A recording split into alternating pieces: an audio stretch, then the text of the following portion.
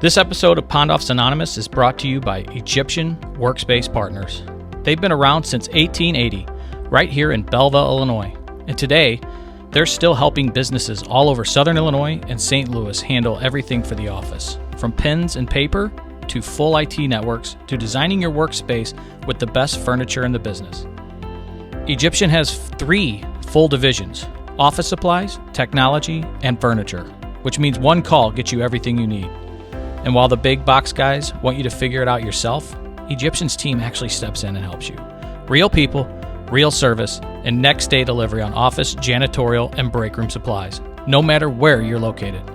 They're a steel case dealer too, so whether you've got 3 employees or 3,000, they've got furniture options that fit.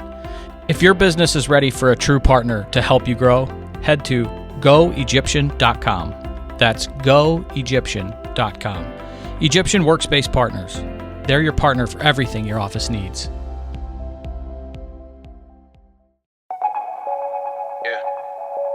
I'll react if I had to. Put some things in the past too, and don't let them distract you, but react if you have to. I'll react if I had to. Put some things in the past too, and don't let them distract you, but react if you have to. React if you have to, Don't know the time, just know that I'm, one of a kind, What's on your mind, Well, hard to find, Beautiful mind, Still in my prime, Just know that I'm here. What's up, everybody? Pondoff's Anonymous, episode 23. Help me out. Ooh, MJ. Yeah, We got a superstar on us today. that's right. This is This real is exciting. A 90s nostalgia, Michael Jordan shit. Michael Jordan. Mike, wow. I am, honored and thrilled for this because I grew up playing hockey, man. I grew up on the ice, and every kid that I'm in '83, so grew up playing hockey and was ice skating before I was walking. Got raised a little bit by Gordon Bombay and the netminder for the District 5 Mighty Ducks, Shaun Goldberg Weiss. How are you doing, sir?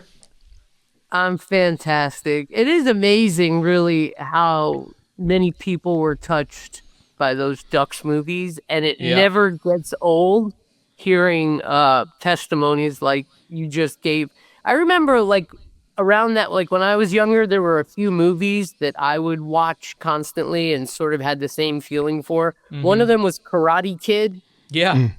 And so I could say the same about Mr. Miyagi that you said about Gordon Bombay. That is and something. I'm sure a lot of kids got into karate because of that movie too. Sure. So, Yeah. similar to the Ducks. Same with hockey, yeah. Did you grow up? Did you play hockey growing up as a kid? I did not play hockey, and I did not even like hockey. And when I found out I had gotten the part in a hockey movie, I was pissed. That's funny. That would be like Why me if I got... Why not baseball? Why not football? Why not basketball? Who likes hockey? Nobody.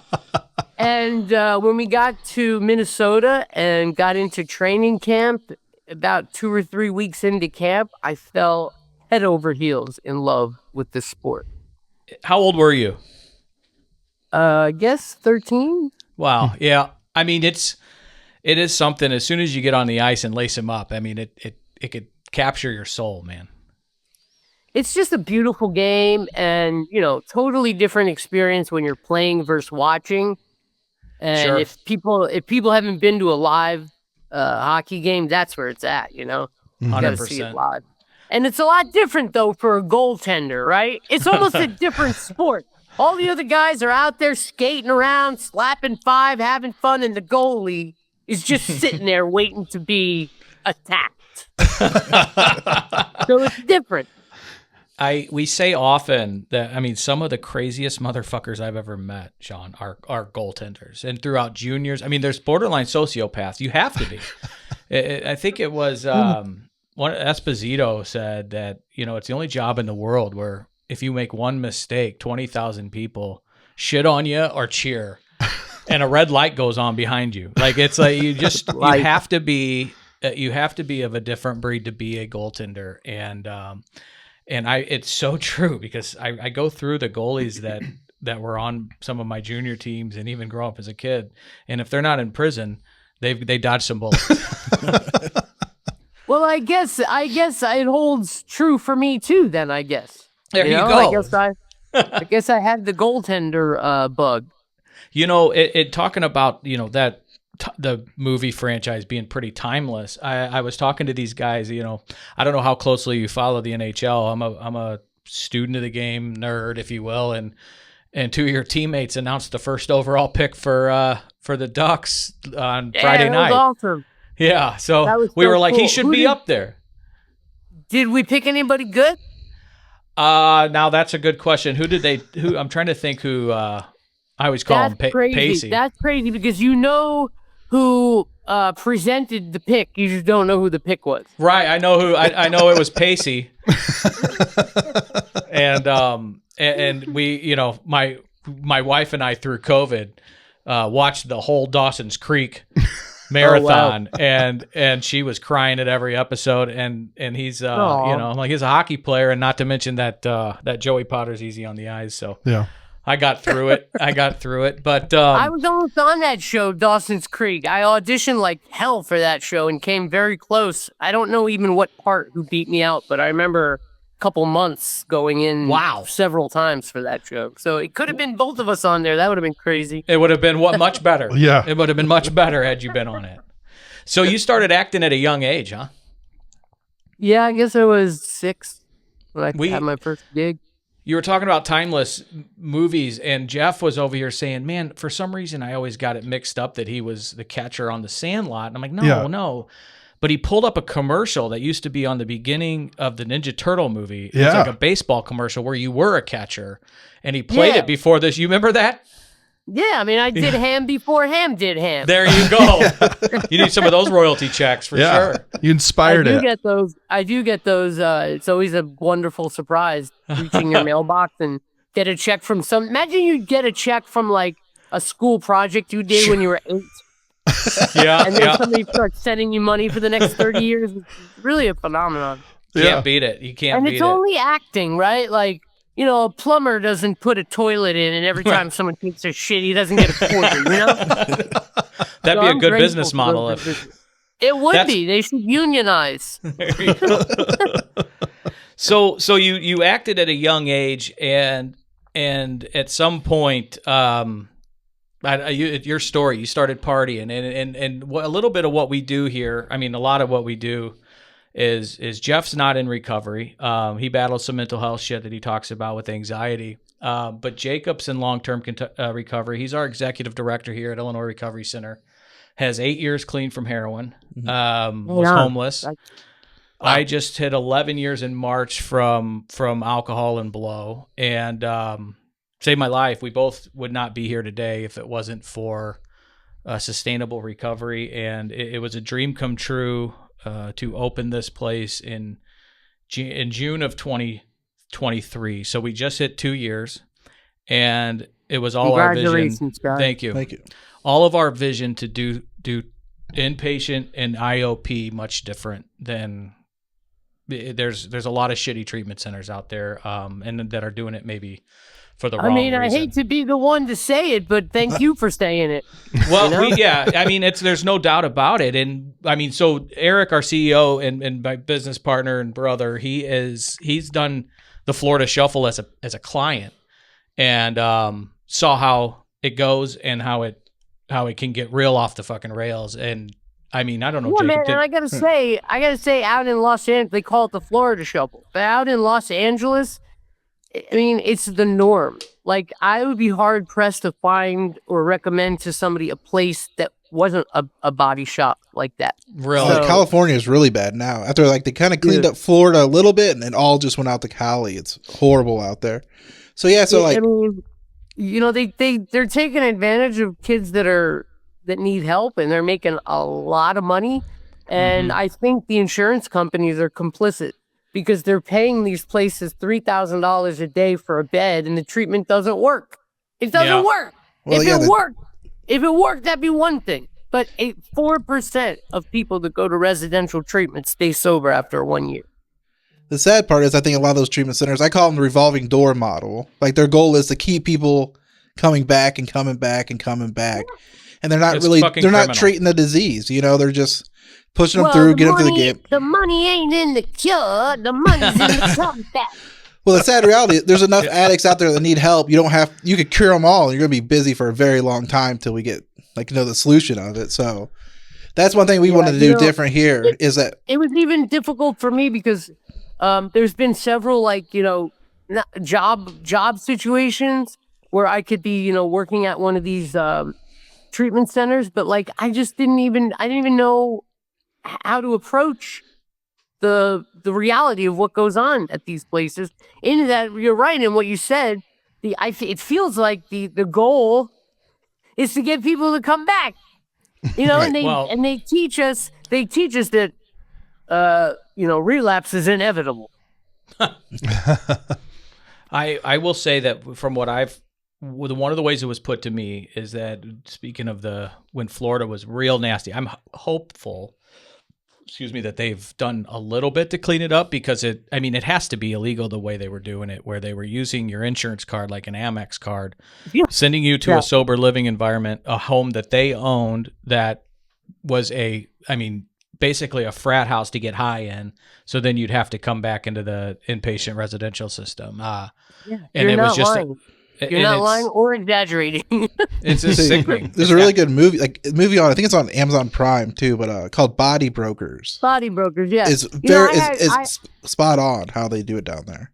I learned about this for the first time while I was in treatment, and my roommate said to me one day, "So how much are you getting?" And I was like, "What do you mean?" He's like, "How much are they paying you?" I was like, "What the fuck are you talking about?" And he had been to 14 treatment centers in a row. So he does the 21 days. He goes right out to his broker, gets high in a free hotel, and then he's right back 14 times. Holy shit. Yeah. So that's how I learned that was going on. I really didn't have any idea about that, And you don't have to say... I gotta tell you guys, if my situation wasn't so specific and I didn't have a lot of different things lined up, I don't know that I'd be able to turn an offer like that down. In the position I was in, somebody offers you $5,000 with a hotel and a bag of dope. Who can say no to that? Fuck, it sounds tempting to me with 11 years clean and sober. Do they got an application process? Shit. If they, you're going to get taken care of. I will, and you don't have to say specifically, but where did you go to treatment? Was it in California? Yeah, I went to California, and I got incredibly lucky because the owners of this treatment facility were Mighty Ducks fans. So they scholarshiped me and put me up there for 3 months. I stayed at inpatient. No. So without that, I don't even know where I'd be if they weren't as generous as they were. Amen. What was it like to go through all of that in the spotlight? Were you aware at the time that the news had picked up the mugshot and all that crazy shit? Yeah, man, I was sitting in a jail cell kicking dope, very sick from meth and heroin. Nobody ever gives me credit for being on meth and heroin. They just give me credit give me credit for being on meth, and that's because every time I got arrested, I would have meth on me, right? Okay. And that's because whenever I got the heroin, I would just do it right away. It's in you, not on you. If you caught me with heroin, you probably sold it to me, Right. No shit. So I was sitting in a jail cell, feeling very, very bad, and a cop came into the cell, and this was in a small county in Northern California, and the cop came in, and he had a cell phone, and he said, "Is this you?" Oh, shit. And he showed me a cell phone. It was the Heavyweights movie poster. Oh, fuck. And for those of you that don't know, the Heavyweights movie poster is 4 little fat kids holding up a guy dressed as a hot dog. Oh, that's what it was. It's a great movie. So Ben Stiller. I didn't have to answer. I was like, what answer is going to get me sexually assaulted less? How do I... So I figured out very early. I didn't know. I was like, people know that I'm here. And he's like, yeah, people know you're here. It's on television. So beautiful. Right from the get-go, I stumbled into a mindset that would prove to be incredibly important and effective to me. And right from the get-go, I literally had to surrender. I really didn't have a choice. I had a narrative about me in the media that wasn't true, that I really couldn't contest because I don't know if you saw what I looked like, but you probably wouldn't have believed anything that came out of my mouth. And so people were saying all kinds of things about me. And, you know, if I was going to pay attention to that stuff, I would have went fucking nuts. I would have peeled the paint chips off the walls of my jail cells. So very early on, I just decided, look, my best thinking has gotten me in this position, and it was probably the 15th time I had been in jail, and I just decided to surrender. And I would say that is one of the most powerful weapons in recovery, is just to surrender. Just having that idea, that mindset, because up until that moment, I was the smarter guy. I was the one who talked about what an idiot everybody was, and I knew things because I had logic and I had sense, you know? And I'm so glad you're saying this was a big shift for me. This is so big to hear because we say it. I mean, we've had over 1,000 people come here.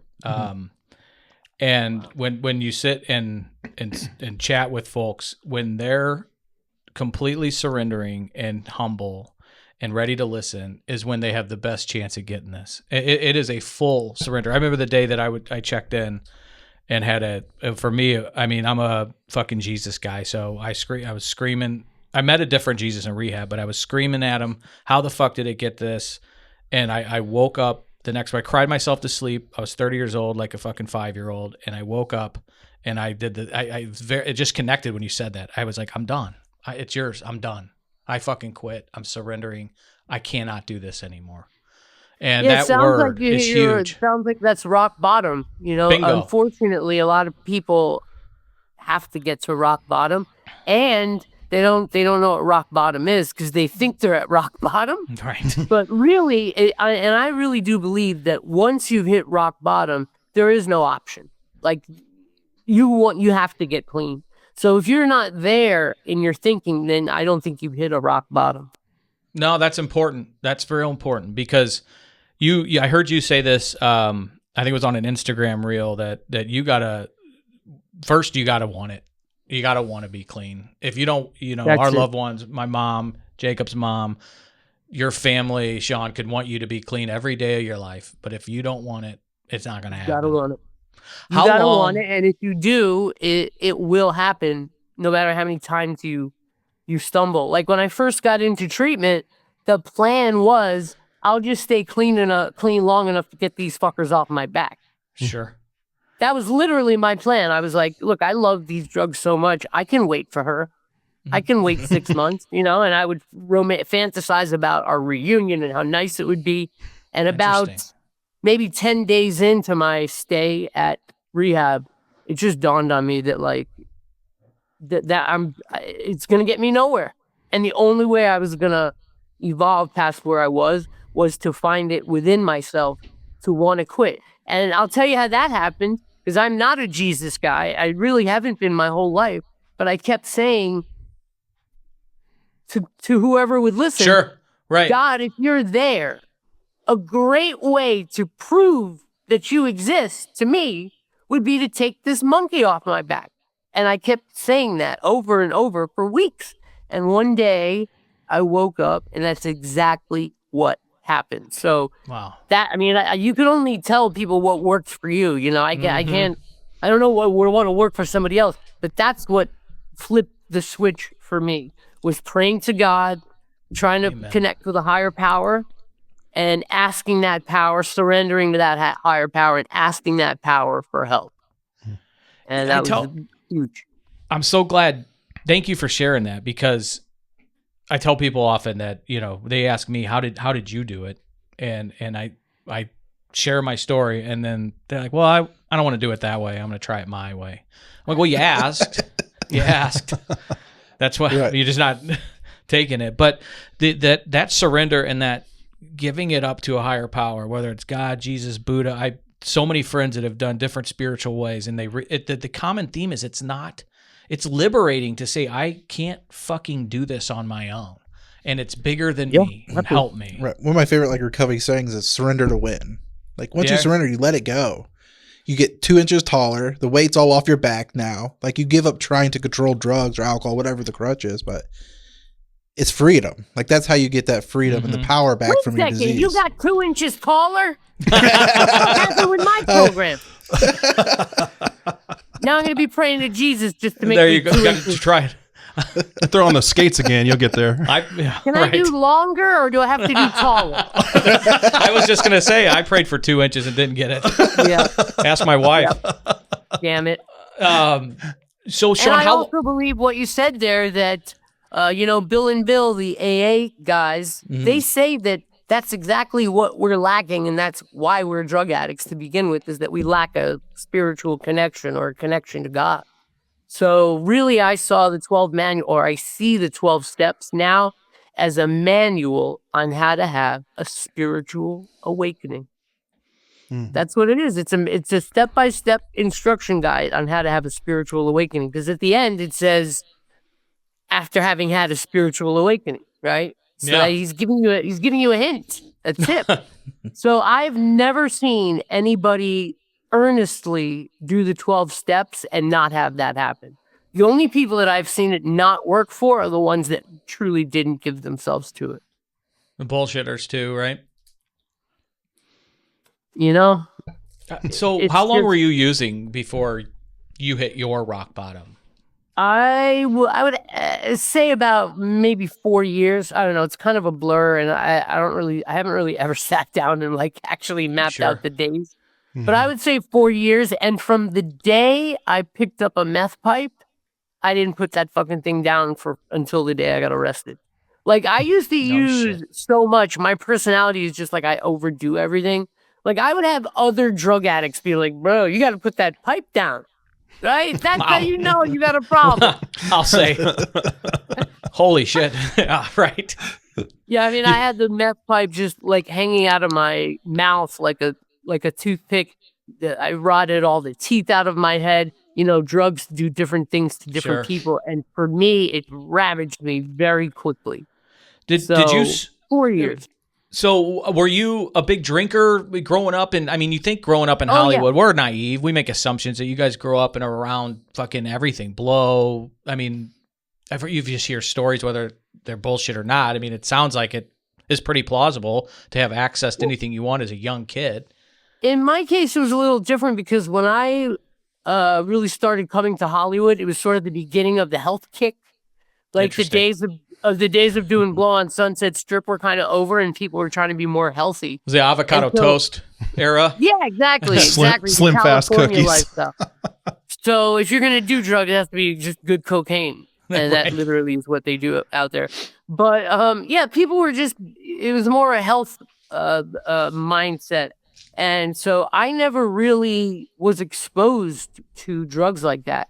And really my exposure came later when I sort of wasn't a part of Hollywood anymore. Really? And that really bothered me. And I think it helped me sort of spiral into a depression. Sure. So really I started drugs away from Hollywood, maybe as a side effect of things that, things that it did to my life. I'm sure there's connections to it, but I really can't blame Hollywood on my habit. Unfortunately, it'd be great to have that scapegoat. Well, I was drinking when I was 13, 14, going into my parents' liquor cabinet. Sure. And by the time I was 30, I was a terrible alcoholic. I would drink a 12-pack of beer every day. I'd wake up, vomit, and then chug a half pint of vodka. Did you hear what I said? I would wake up, vomit, and then chug a half pint of vodka. This sounds like a familiar story, Chris. Yeah, I'm with you, man. That was. So I got so sick on alcohol that I pickled my insides, and I never went to a doctor about it. I just thought I was going to die, but according to the symptoms I have, I've kind of assumed that I gave myself pancreatitis because I was on the floor and I couldn't move. I literally couldn't get up off the floor. I couldn't even drink water. Is how badly I pickled myself. And at the time I was taking care of my dad, who was mid-70s, and I had to get him to a doctor's appointment, and I couldn't get up off the floor. And that's when I saw his bottle of Vicodin on the table. And that's how I was able to quit alcohol, because I wanted to feel the Vicodin. Interesting. So I don't recommend it. Yeah. And then that's what got me started on the opiates. I heard a guy I know that the pancreatitis was so painful that in the hospital, he was on naltrexone. And so the pain pills weren't, it was an opioid blocker because he had got on some anti-craving. So they gave him fentanyl. Naloxone. Yeah, I get you. Yeah. And they gave him fentanyl because it was so painful. To your point, like that's what what I hear. I hear that is, and thank God, I'm such a pussy when it comes to that shit. It is so painful that 100%. Just like you said, the worst pain I ever had in my life. Absolutely. And then you see a bottle of Vicodin, and now comes that slippery slope. Yeah, I just started on those, and literally they were just helping me get up and handle my chores and stuff. And eventually, I just picked up a huge pill problem. And so I went to recover. I went to a rehab in my early 30s for 30 days. And, it helped me kick the pill problem. I just got into, what happens is we get into habits, And once you're in the habit of, somebody told me the process of how to separate the Tylenol from the Vicodin. Oh, wow. Cold water extraction. I won't go through the steps. But once I knew, that was the only thing slowing me down, because I figured if I took too much Tylenol, it'd be bad for my kidneys. So as soon as I figured out how to just take the hydrocodone, man, and once you're in that behavioral pattern of taking 14 Vicodins a day, it almost takes a hand of God to reach in and get you out of that, because once you're down that train track, it's just so hard. It's just out of habit. And at some point, you're chasing that 14 pills a day to just not get sick, I would imagine. Because if you start 100%. taking 12 or 10, you're going to be sicker than a fucking dog. 100%. And I mean, dude, you want to talk about acting? Like, I did most of my acting in the urgent cares and doctor's offices. Nice. In Los Angeles, man. I mean, I must have had 5 or 6 doctors writing me scripts. And this was before they had a system. Sure. See, now in California, you go to get a script filled and they know exactly what you got from everywhere. Right. They didn't have that. And I was in the doctor's office the day that system came to fruition. And I had my dad go into urgent care for me to complain about back pain so he could get me painkillers, because he knew how addicted I was. Wow. And we were in the urgent care, and, my dad's pretending to have a back pain or whatever. The doctor leaves and comes back, and she said to my dad, Mr. Weiss, do you have a drug problem, or are you selling drugs? Because the system says you've been issued over 300 Norcos this month already. Jesus. And so it was all over like that. So there goes the supply, huh? 100%. And then almost the same week, CVS stopped selling Vicodins and Norcos. I mean, I literally had a day, I think I went to 24 CVSs. I'm not exaggerating. Wow. So, yeah, just imagine rolling around to every single CVS with your Norco script and having them go, no, sorry, we don't have it. And, I mean... Nightmare. You talk about, at that point, what's in control. Yeah. To take you to 24 CVSs. I was with a kid the other day that was saying, trying to talk him into considering treatment, and he said he'd rather be homeless than go to treatment because he doesn't want to be controlled. And I said, so you're in control now? He's like, well, I can control if I use or not. I'm like, no, you absolutely cannot. Yeah. And it's How just... old was the guy? Probably early 40s. Oh. So, we're yeah. So when did you were, and I have heard a lot of, folks that start hitting meth, that you had said you don't get enough credit for the heroin. Was that the only way you could come down from the, manic tweaking? I mean, not really. I just, the meth would keep me awake. Sure. And, you know, I was at a point where I was stealing every single day. I would go in and steal just under $900 worth of shit. I don't know if you guys know, but in California, stealing is legal now. And so, I saw that on the news too. yeah. So, I mean, it was literally, without the meth, I wouldn't have been able to like get up and go. And also, you know, people say, like, I've heard people be like, oh, I didn't sleep for like 2 weeks. I'm not exaggerating with you when I tell you, I don't think I slept for, months.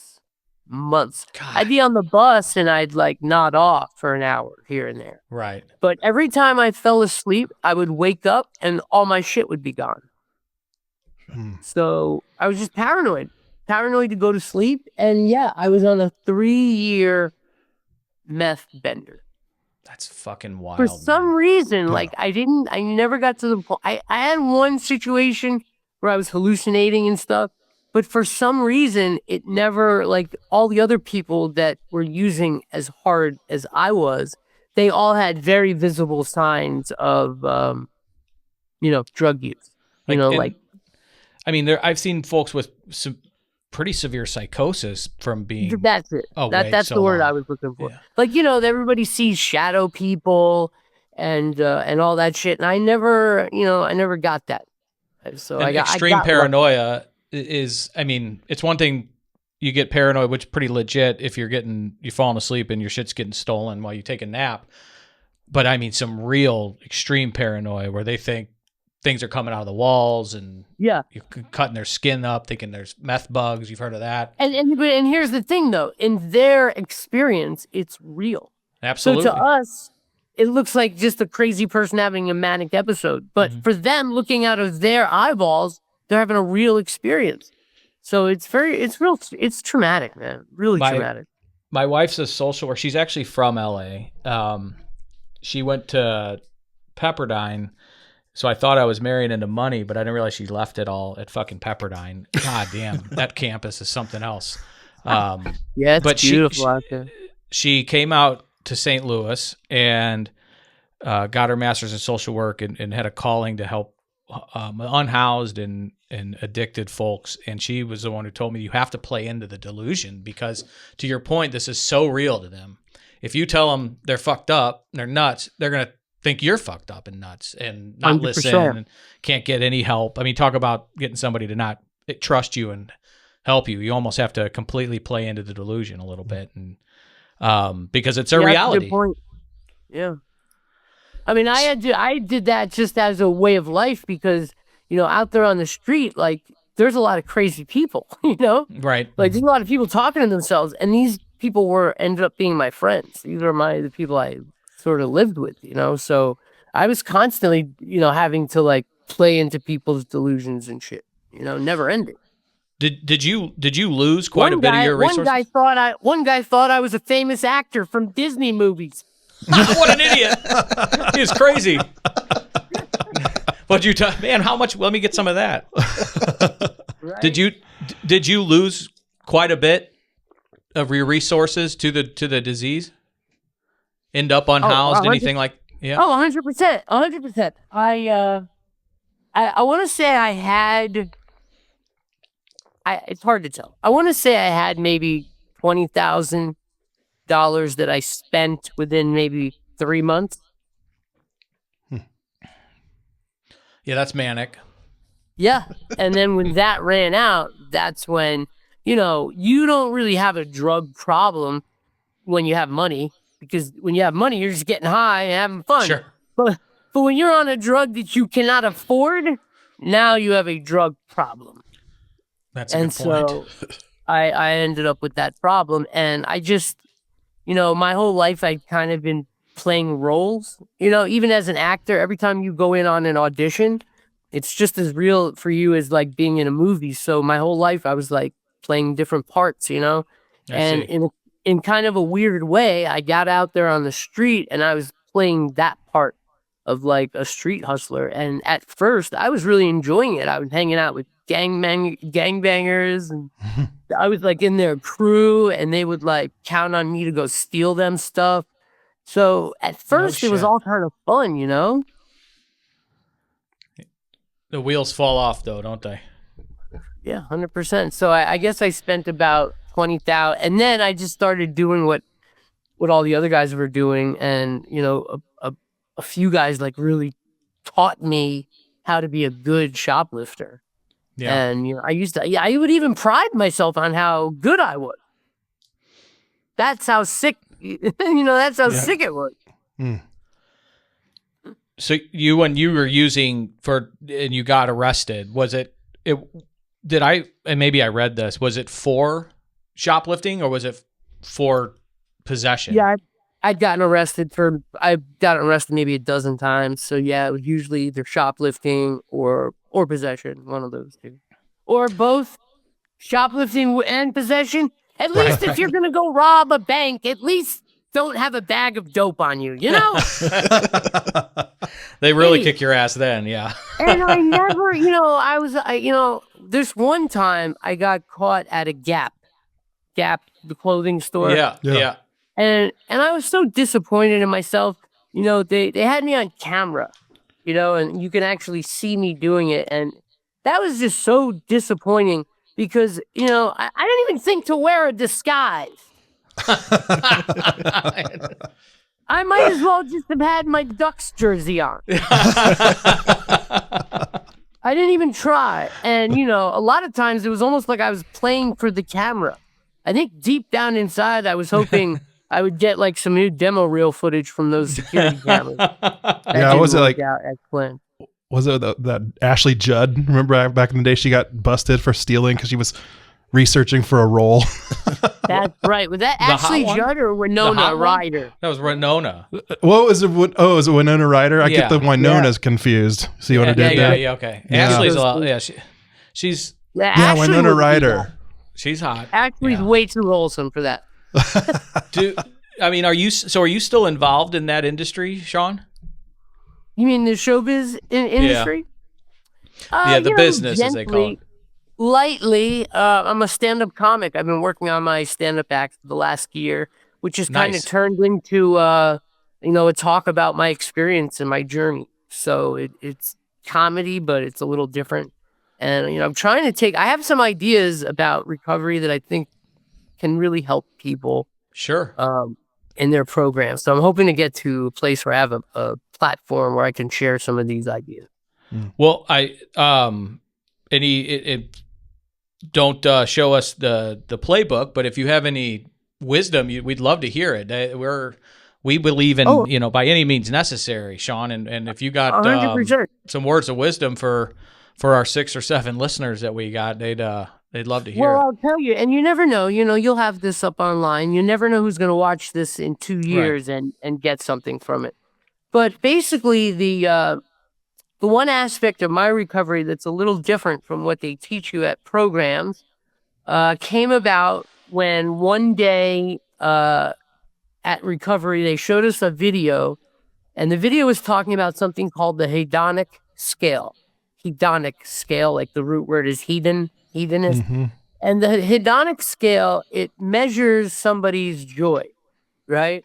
So like Bob, he's having a good day. Everything's going great. His number on the hedonic scale is 80.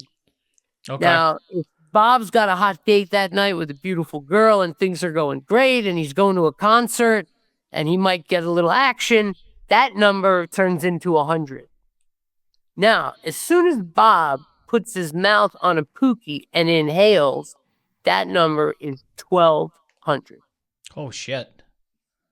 So that's what you're dealing with. How do you get somebody that is used to feeling 1,200 to never want to feel 1,200 again? It's like telling somebody, don't ever bust a nut ever again. You might be able to abstain, but at some point you're going to be in a closet somewhere or on an airplane. So to me, that mindset sets up for inevitable relapse, just sense-wise. So really, what was the difference for me was I started listening to this guy called Sadhguru, and he is an Indian mystic, and he turned me on to yoga, and he turned me on to the idea of taking control of my thoughts and emotions. And I never really thought of that. I never accepted that how I feel at this moment is 100% my doing. And if I want to feel great, I can feel great. If I want to feel like shit, I can feel like shit. But it really doesn't depend on what's going on around me. So I realized that the states of euphoria that I was so in love with, I could achieve these states and even better because I'd be more intoxicated, yet clear-headed. And I learned that I could achieve this euphoria by closing my eyes and learning how to flip the switches for myself in my brain. See, when you take a drug, the drug is releasing different chemicals in your brain. But you don't need that external input. If you take the time to study your system and close your eyes and really learn yourself and sort of learn where the keyboard is, you can hit similar and way better states of euphoria without any external input.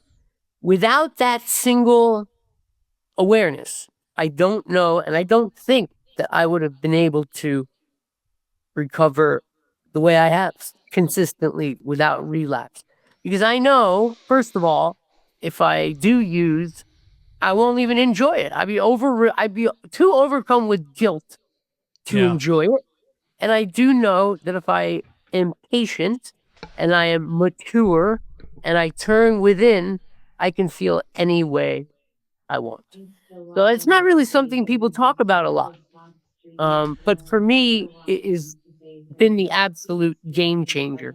There's a very simple yogic process. It's like an introductory thing that'll sort of just introduce you to the idea. It's called the Isha Kriya. Isha Kriya. It's all over the internet. It's on YouTube. And that is, I mean, it changed my life. I used to wake up just depressed, man. Like, it took me a lot to get out of bed. Pills and booze and I had to jerk off once and twice. And now, after just doing this process that I told you about, I don't know how it works. But after doing it for about 5 or 6 months, I started waking up in a joyful mood. Once you have that, you're on your way. Without that, you're almost doomed. If you don't take control of learning how to regulate how this one feels, it's difficult. It's a really difficult battle. And this is something, what I'm talking about, it's like going to the gym. You don't show up to 24-hour fitness and get muscles on the first day. You got to work out and you got to make it part of your life. And, you know, it's part of my program. And even the people around me are affected by, you know, by the way I've been able to, you know, turn my situation around. Yeah, I mean, we're going to include that stuff in the show notes because I think that's incredible. It's a Sadhguru. Great. And then we'll go back and Isha, say that again. Isha Kriya. Kriya, that's right. Kriya means energy. So you do yoga? That a big 100%. Part of your... 100%. I wake up in the morning and the first thing I do is I make sure that I'm joyful. I close my eyes. I don't care what's going on around me. I don't care what credit card company is blowing my shit up. I don't care. I don't care who wishes Julie was the goalie and not me. I make sure that I'm joyful. Yeah. Julie the cat. I make sure that I'm joyful, and when I'm joyful, anything that comes at me, I can handle it much better. My interactions with people are much better, and just things are way more successful when I make sure I'm joyful. When I don't do that, when I skip a day, I can tell 100%. No shit. Yeah. 100%. Yeah, I mean, I'm fascinated by that. I mean, I think there's similarities to some big words you said to other programs. We're all seeking joy, and I think, I mean, I say a lot to people that are struggling that the drug and the alcohol makes you think you cannot have joy without it. The chemical does that to our brains. And I tell people they can and they will experience joy in places that right now do not seem joyful, whether it's a fucking sunset or the bird feeder with the camera shit that Ashley got me for Father's Day, so I'm going to set it up. But that shit is like, you find joy in things that when I was sitting at a tavern for 8 to 10 hours a day, I would not ever consider to be a way to experience some form of joy. So it really connects with what you're saying to some things that we think and that's teach. That's what we're all seeking, whether we're going to a church or we're going to a bar or we're going to a sporting event. We're all seeking happiness. And so if happiness is your default, just imagine, right? Boy, this world would be something else. I remember. It's so possible. It is so possible. You know, I've been doing this stuff for years and saying the words, and it didn't register. You know, you can tell yourself, I'm in charge of my happiness. I'm in charge of my happiness. But you really are from moment to moment. And, you know, it's hard for people sometimes to let go of things that stress them out. You know, I've heard guys, 30, 40-year-old men still complaining about shit their mom did. And I get it. I get it. You know, but on some level, you have to make the decision to just be okay. You know, sure, you can bring balance to your entire system in an instant if you want to. So I think a large part of you know, a hindrance on people recovering is an attachment to their trauma, to their stress. They're not willing to let go for some reason. I don't know why. I'm not a professional, but I have seen that. Not a clinician is what right. Jacob always says. Yeah. Well, you sound like, I mean, I'm an expert. You know, I lived when I left 90-day treatment. I lived at a sober living for 3 years. Interesting. So I've seen hundreds of young people come in and out of treatment. Yeah, I'd say what worked. I'd say you qualify as an expert. How long? So when did you get sober in 20? Did I read that? 2019. 19. Oh, right before COVID. It was COVID was like just starting. Okay.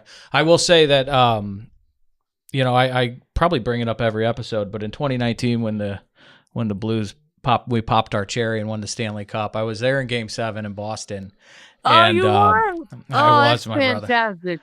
And I was probably the only. I would have never been there had I not gotten sober. And I remember the whole fucking thing. Every hair on my Italian hairy ass standing up and thinking of my old man and my uncle, all the people that have come and gone that would have, I mean, just tears. It was something that's in.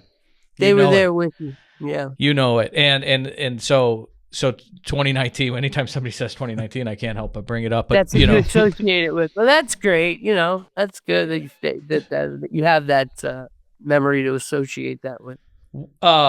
It's not so good for me because my sober date, I'll never forget it because it was the day after Kobe Bryant's helicopter crash. Oh, shit. Oh, wow. And so that was a traumatic event for me. Like, I loved that guy, you know, as much as you can love an athlete. Sure, and that was like heartbreaking for me. I was locked up, and I'm sitting here crying over Kobe Bryant. Well, I mean, like, bro, you're like, dude, you just shit yourself. You need to be crying over that. Yeah, you. I mean, that was a horrible deal. His daughter was in that air. Oh God. Too. Yeah, you're gonna kill it as a stand-up comic. But do you go around and do talks on recovery? I mean, there's a fucking market out there for that. If you're not doing it, listen. I put it out there on Facebook. I've made advertisements. I have offered to go speak at these places. They don't want me, bro. What's that all about? Because we just said they're not interested in getting people better. Bingo. We already said it. They're bringing in the people that they have their business connections with and people they have relationships with, rock to recovery and shit like that, you know. I know one company, and God bless these people, right? I know one company, they make shit tons of money. What they do is they bring horses to the treatment center. Equine therapy, baby. Yeah, the horse is going to help with your fucking, there are all kinds of ways and programs to make money out here. But as far as having me come and talk to the people, I had one place take me up on my offer. One place. And as soon as I got there, I knew, I was like, all right, this is a legit place where they're scholarshiping a lot of people. It's not just about, body counts. And, those places are incredibly easy to recognize because they're so rare. Well, we will stand by our mission here, and we'd love to have you out. We'll talk offline about that. Well, I already know you guys are on the up because you had me on. So I already know that you're looking for ways to benefit your clients. And I'll force the clients to watch this, so. Well, and Shaun, and I had heard your kind of your stance on the quote unquote, I mean not quote unquote, fucking industry, and it was, I was excited to chat with you about it because there's a lot of concurrence in the room. We agree, and that's why really what led us. Eric will always say that this was his dream born out of a temper tantrum because he was at a treatment center that started to fucking get it wrong, and his head couldn't hit the pillow at night, and we met at my cousin's steak restaurant and had a steak and talked about it, and here we are. So that's fantastic. Right. I'm so glad that there are. It's reassuring to know there are good people and there are people that are, working on stuff. What was I just going to say? And we always say the place that I went to. I'm sorry for interrupting you. No, it's me. It's your show. The place that I went to, they couldn't even guide the patients to use the 12 steps because of the God aspect of the program. And so because the 12 steps is based on God, they weren't allowed to teach it to the kids. How are you going to have a recovery center? You're not even teaching the 12 steps. I hate to laugh because it's fucking tragic, man. Right. I mean, it's absolutely criminal. We would get together, the clients would get together and hold our own AA meetings where we would go through the book and, structure it like an AA meeting. We were doing that like undercover, having to hide that from the fucking the recovery people. It's like shit is that? We have an AA meeting going on right now. Shaun, that's like Heavyweights Part 2. Like you guys are hiding the candy bars from Ben Stiller. You're at a treatment center and hiding the fucking big book. That's funny. Maybe we should write that. That'd be a good one. Yeah. So we do. There's a meeting here every night. We have our medical director has his own meeting that he has started called Three Amigos. We had him on a couple times recently talking about his program. We have Smart Recovery. Name them, Jacob. Oh, so we do. We're heavy 12-step, obviously, because it's the largest program out there. Basically, we do Smart Recovery, Refuge, Dharma. We have a religious program that comes in on Saturdays. I do that. We run a church group on Saturday nights, optional, obviously, and across the hall is a client-led meeting, so they can choose either one on a Saturday night. It's every Saturday night at 6 for people that are seeking, and by any means necessary. And we also started like one of the first like in-person veteran or active military recovery groups as well. But basically, my theory is I'm a 12-step guy. My whole recovery is 12-step, but 12-step, like in like our area, the Metro St. Louis area, there's probably 5 Smart Recovery meetings, maybe 3 Dharma recovery meetings, and about 10,000 12-step meetings. So why on earth would we not teach 12-step meetings? So that's what the clients need when they leave us. We just get them a couple steps ahead of their disease. They need a recovery program to make sure they don't come back. So and sober living is a big where we do whatever we can to encourage and place in sober living. So to hear you to 3 years in sober living, I mean, that's fucking commitment. I always say a year is what we at least by a minimum is what we recommend, but 3 years. And Jacob was saying before you came on that, in a perfect world, and if the insurance companies didn't rule it all, every inpatient treatment center would be a 90-day program because you need 90 days. But they just won't pay for it. Pondoff's Anonymous is brought to you in part by McKelvey Insurance. Let's be honest, insurance sucks until you need it. That's why I fuck with McKelvey Insurance. These folks aren't just slinging quotes like robots. They're actual humans who solve real problems. Whether it's personal or commercial insurance, McKelvey works with over 30 companies to make sure you've got the best coverage at the best price without the bullshit. You're not just a number to them, they build real relationships. So when life changes, or your rates do, they've got your back. They'll shop around again and again to make sure you stay protected without ever overpaying. Call or text 618-623-0080 or hit up McKelveyINS.com. That's McKelvey, McKelveyINS.com. McKelvey Insurance. Quick solutions to real-life insurance problems. Anywhere in Illinois or Missouri.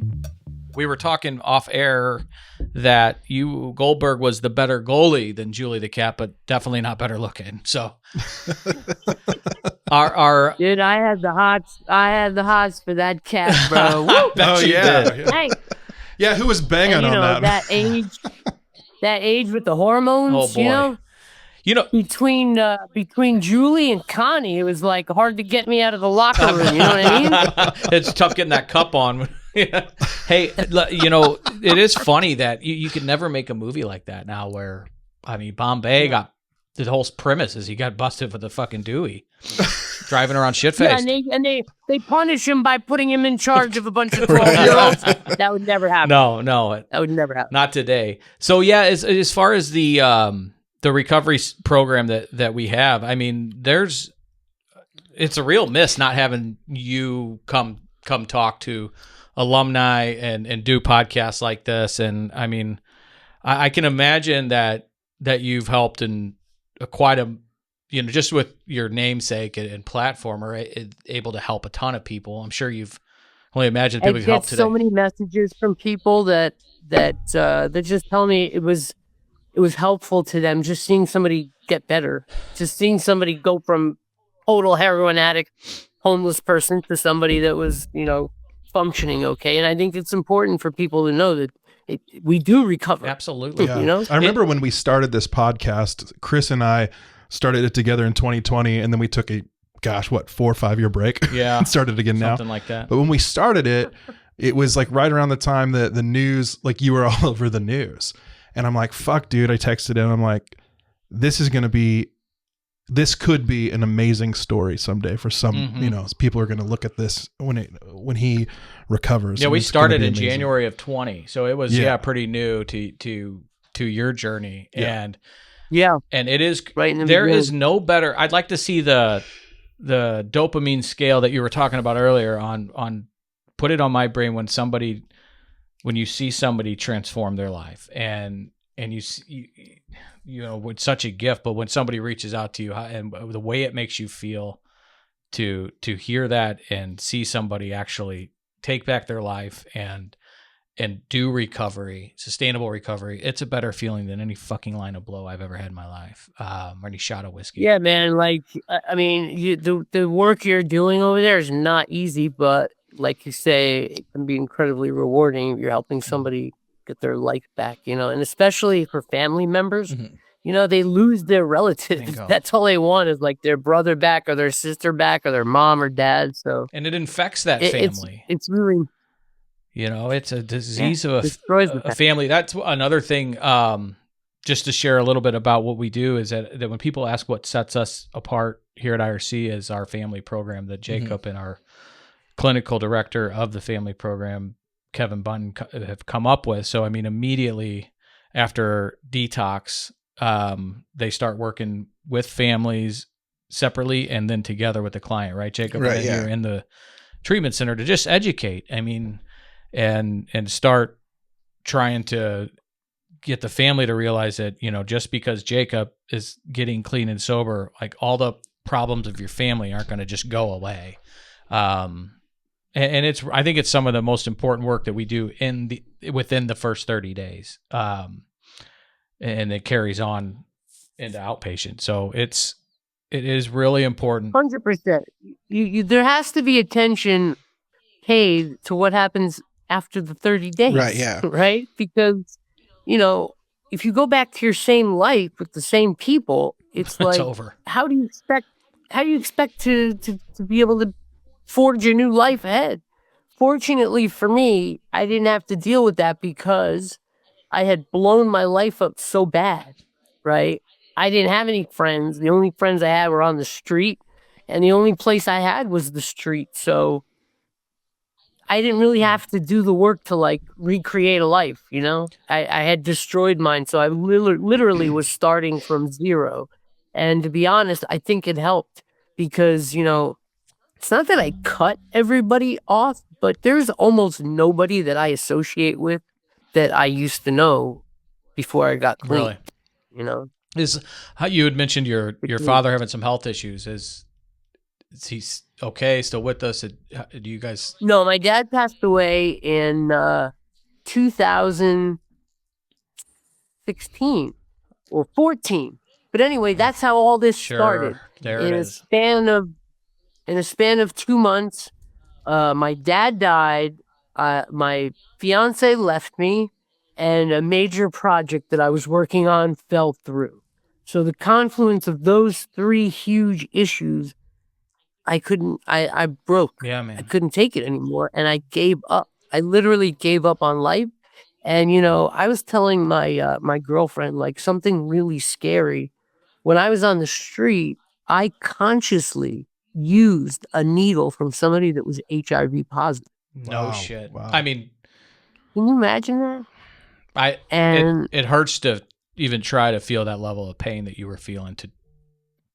Dude, and just to feel better. And I remember it like it was yesterday. I didn't use needles, so it wasn't something I was used to, and somebody did it for me. Oh boy. And I mean, if you imagine that feeling of like, did I just give myself AIDS so I wouldn't be sick right now? You can't get any lower than that. A drug can't, you can't lose any more of yourself than that. So, you know, it's really by the grace of God that I'm sitting here talking to you. Well, I appreciate you sharing that, man. That's tough. And when you were saying earlier, as you were using it, there was depression, you know, getting out of Hollywood, and in my head, I'm wondering, what are you self-medicating from? You know, a lot of us, most of us, all of us are self-medicating, that doing something to numb that pain and numbing. It's numb, dude. We want to get numb. Right. And learning how to, you know, neutralize those feelings of depression and sadness, that's key, man. That should be on, you know, the forefront of treatment. Sure. Is getting people to take control of their thoughts and emotion. That's huge. Well, man, I appreciate it so much. I appreciate your story, your work, your outreach. We'd love to have you out sometime. I would love to come by and chat with you guys, and, you know, any way that you think I could be helpful, I'm sure 100% down to do that. You come to town, we will get you to a Blues game though. I'd love to go to a Blues game. I love St. Louis. It's a pretty city. Who are you? Who's your team then? Do you have a? I'm a Ducks fan. Was that a dumb question? Well, fuck! You had a Flyers sweater on in the first movie. I didn't know. Maybe. And aren't you from New Jersey? They paid me to wear that. Yeah, I am from New Jersey. People think I'm from Philadelphia, but that was just the character. Okay. So, but the Flyers, you know, they're good and stuff. But Ducks, baby, you know, Ducks. Well, you got Quenneville now. I fell in. Who? Joel Quenneville's your head coach, so I think he just traded Zegras to the Flyers, and not for a whole lot. So you kind of wonder what Zegras' problem is. What's he up to? Quenneville's not going to put up with that shit. From what I heard, the year the Ducks won the Stanley Cup, do you remember what year that was? Against the Senators. Yeah, Pronger, Niedermeyer on D. That's right. You've seen a game or two. So that season, I watched maybe 30 games, and I went to maybe 5 games. Nice. So hockey was like my life that year. But I got to say, the last time I got to watch a hockey game, dude. Yeah. It's been way too long since I've sat and watched some hockey. It's a way of life. And for these two, essentially, especially here in St. Louis, we do love our Blues, and they're huge. Who's your scoring? Who's your scoring line one right now? So we got Kyrou, Thomas, Buchnevich would probably be but Kyrou, I haven't looked. His no trade kicks in tomorrow, so free agency opens tomorrow, and they're kind of talking about it. You just can't replace a 40 goal scorer, though. I mean, if they go and ship Kyrou out, it better be for something big on the blue line, or our goalie is our sociopath. I think he's got a bunch of bodies buried in Canada. He's the reason we won a Stanley Cup. Who's that? What's his name? Jordan Bennington. And he won the World Cup for Canada. So he's got the Stanley Cup. He's at a World Cup. I don't know if he has a gold medal yet, but maybe next. He's hot shit then. That's pretty good. Yeah, and he's nuts too. So he's got to. I mean, he'll fucking go after someone, and the more crazy he is, the better things are going for the Blue Note. It's fun to watch him in the parade. Oh yeah, they got after it at that parade. Yeah. I'm telling you, I was Go ahead. I was telling my girlfriend a story just today. I think I was telling her we were doing promotions for Mighty Ducks 3, I think. And so for a promotion, they had me go to Madison Square Garden and put on the goalie pads. And I think between period 1 or 2, they had some local kids come out and take shots on me. Okay. Well, they're all doing, it was a shootout, Fuck. And so I had, I think 3 guys score on me. Now you got to remember, this is Madison Square Garden. It's probably 17,000 people watching me get scored on by like some 9-year-olds. And so the next guy comes out and he starts skating, and instead of moving backwards, I start heading forwards, and I met him. I love it. I met him outside the crease, and I took my stick and I just wiped him out from the skate. I love it. I was not getting scored on again, bro. And that's great, man. Yeah. What a story. He was not happy, but what are you gonna do? That's incredible, man. I'm so happy and proud for your new life. And thanks for being a warrior in this space. We, it's our whole life, and it's nothing is more life-giving than being able to do this podcast and be a part of this treatment center and help. Really, you get a front row seat of miracles and transformations happening every day, and it's really a gift. So thanks again for coming on, man. We appreciate it. I know we took up a lot of your time, so it was a pleasure, guys. Feel free to reach out. And thank you guys for doing the work that you do. We need people like you. So, if it ever seems cumbersome or like it's a thankless job, sure. Just to remember the lives that you're touching. Well, I appreciate it. The funniest thing that you wrote to Jeff when he reached out to you, he's like, "Oh, you guys are hockey fans? I can talk ice." I go, "I thought that's what we were going to talk about." It's nice. That was a good one, brother. Hey, what's your socials? Where can we find you online? What's your website? You got that going on? Best place to reach me is just on Instagram, my name @Shaun Weiss, and I'm always putting up like my comedy dates, and I keep everyone abreast of what I have going on. And you said you're down in Georgia now, right? Yeah, I moved to Georgia in February or March. That's what I love it out here. They filmed Ozark in fucking Georgia. Yeah. Not at. Not in the Lake of the Ozarks, which is that's Missouri's, which would be too perfect for us. I love that Ruth Langmore, man. She was. I don't know shit about fuck. I love Ozark, dude. Yeah, it's what an awesome show. They're shooting a bunch of shit in Georgia, I think, because of the taxes. It's and that's what I've heard. I don't know. Yeah. Like Ruth says. Yeah, no, there's wonderful incentives to get filmmakers to come here. That's for sure.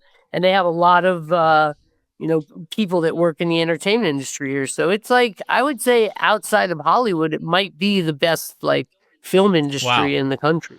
Well, that's shifting. That's nice. A lot closer. Well, yeah, closer to St. Louis. So we'll be able to get you up here and do some. I want to go on that. I want to go on the Arc thing. I want to go on the Arch. Yeah, I've heard it's cool. I'll have Jeff take you. I'm retired. I've never been up there. I fucking hate heights. What? I live here. I've never been up there. Took the family up there a couple of weeks ago. Fuck, I'll go if he comes. I'll come. I'll go. Well, I'll take you guys to dinner, and we'll go get some steaks. We'll get a trip. We'll wait till the season starts. We'll go to a Blues game, and you guys can do the Arch. All right. Well, listen. Don't be a cock teaser. Now I want you to set it up when the season starts. Set it up so I can come in talk to the people. We go to a hockey game and go to the Arch. Can we make this happen, or what are we doing? Done deal. We're go-getters, brother. We're gonna make it happen for sure. Nice. That's what I'm talking about. We know some folks that. This isn't goodbye. This is I'll see you later. You got it. That's gonna make me tear up a little bit here, Shaun. God bless you. Shaun Goldberg, the goalie. Thank you so much for coming on. God bless, brother. Thank you very much, guys. All right, everyone. Talk to you later. Take care.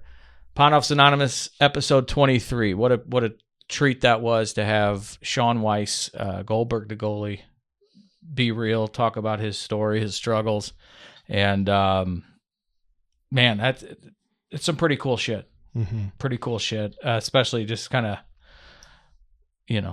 remembering the days of that fucking movie. And, I was always kind of a chauvinist kid. It's embarrassing, but my mom would make me write. I was like, there's girls in this movie playing hockey. I know that's going to get me fucking canceled. But I learned better because my mother, anytime I said something chauvinist, would make me write a report from a book called Women Who Dared. She still has it. So, I learned the hard way on that. But being a hockey player, you watched the movies and then kind of made fun of them a little bit. But what a cool kid. What a cool guy for sure. Yeah. That was fun, boys. Yes, sir. We'll wrap that up. This episode presented by our friends at Egyptian Workspace Partners.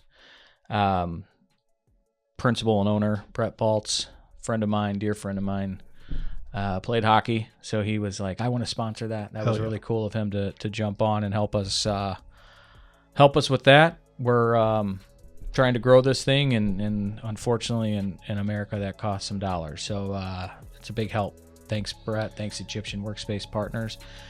If you need office supplies or professional office chairs for a company with 3 people or 3,000, they're your folks. So give them a shout. Egyptian, you can. Well, we did a commercial. What's the website? GoEgyptian.com. Well done, Jeff. Well fucking done. I wrote it. So yeah. Jacob, thanks. Let us pray. Let us pray.